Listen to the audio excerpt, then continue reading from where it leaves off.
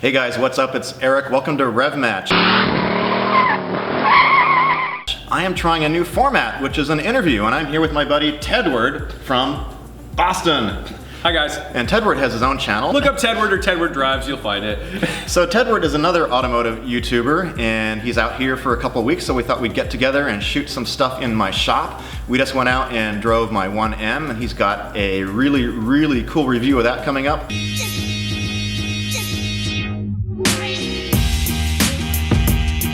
So how long have you been doing YouTube? So I started February 2016, but I didn't start it with cars. I started it almost exclusively just like vlogging.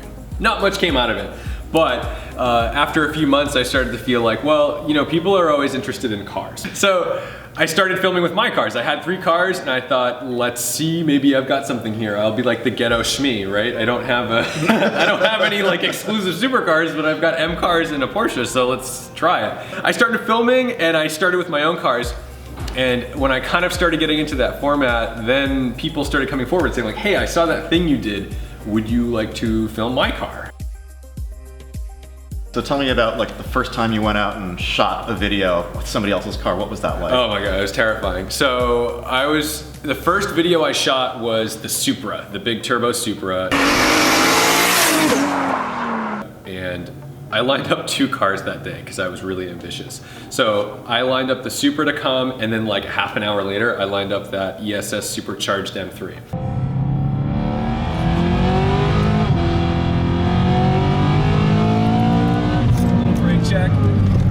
And I kind of had to pretend that I knew what I was doing. I came out with the tripod, I had my DSLR, I'm trying to get like my glamour shots and everything.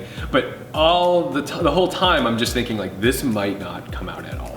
I learned a lot that day. The first car, I didn't drive the Supra. I would never think to ask, right? This is like a 700 horsepower car. Like I'm not gonna be like, hey, this car that you've been building for your entire life, can I you know, go sideways in it? Like I'm not gonna ask. So then the guy with the M3 came out, this guy Andrew, and he was a friend of a friend, comes up and he's like, I was about to go out for a ride with him. He goes, no, I like the format when you're driving. And I'm like, I'm not gonna say no to this. So he grabs the camera and we film, and I had a blast. And I was like, I could do this. This could be something that we could like make a format out of.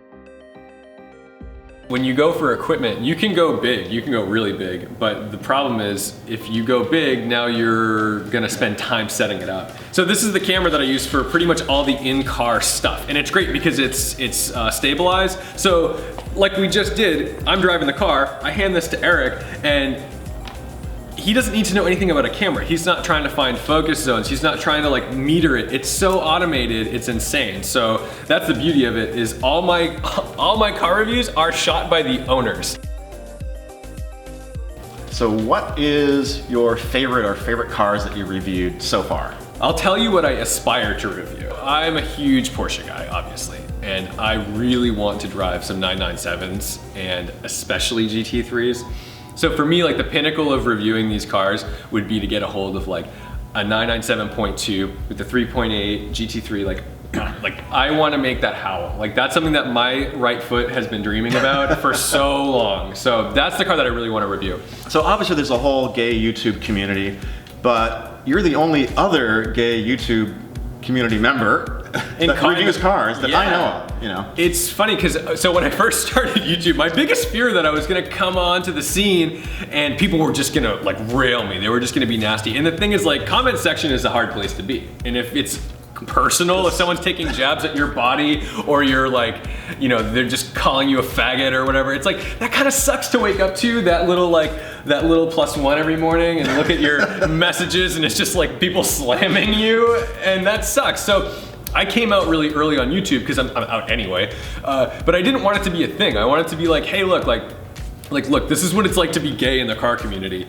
And I found a pretty good home here. People that I would not expect, or maybe I would judge to be ignorant or intolerant, typically aren't. I mean, and the thing is, we all speak the same language. If I go to a car meet and light up the rear tires in a car and just like slide a car out of something and, you know, everyone's happy. They're not like, oh, I wonder if he likes guys. Like, YouTube is very welcoming for the most part because everyone's used to that. You know, I was with the Stradman and he is the nicest dude ever.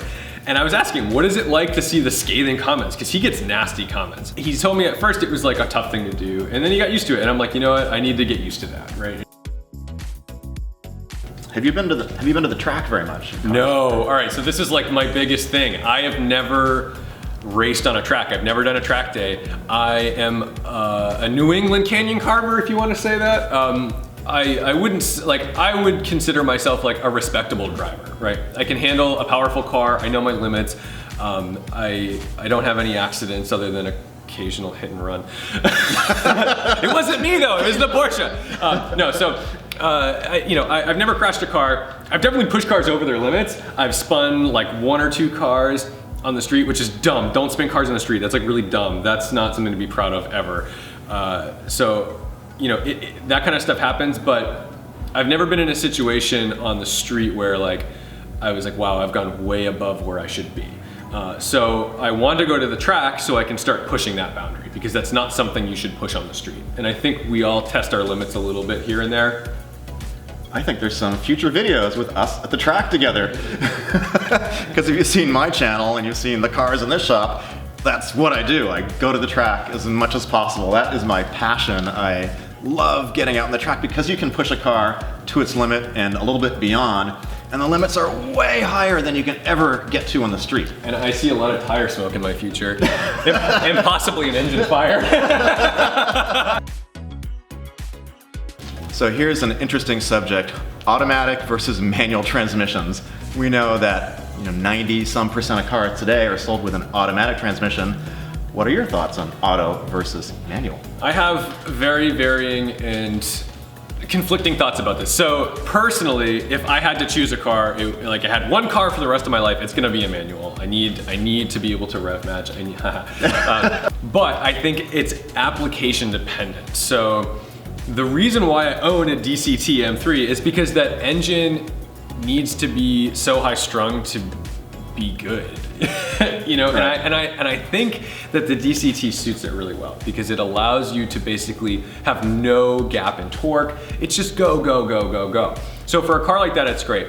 Then you get to, let's say, the AMG guys, right? In a C63, it's basically a torque converter automatic. And then like later on they went to like some single clutch thing. I think it suits that car really well. It's a Grand Tour. I would buy an AMG because I'm gonna be commuting in traffic every day.